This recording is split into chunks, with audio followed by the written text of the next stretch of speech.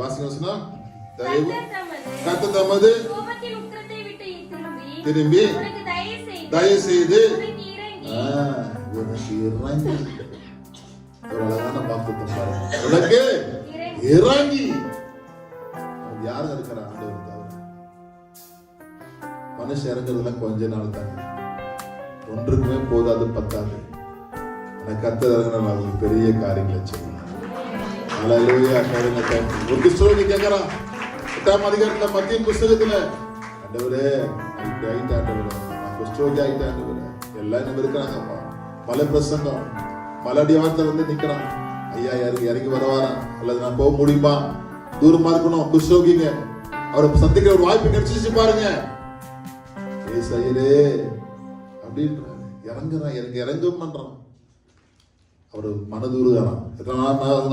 மனதுருகி 8ஆம்